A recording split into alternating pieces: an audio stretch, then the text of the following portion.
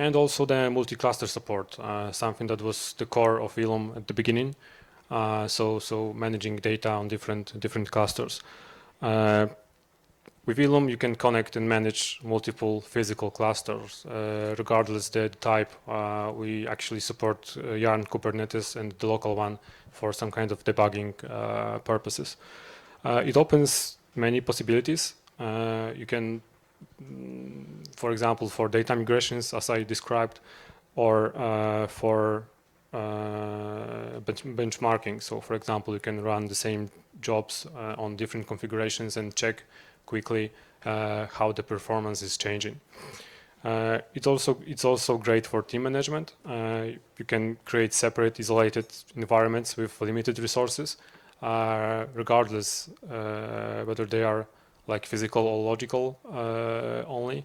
So it's up to you.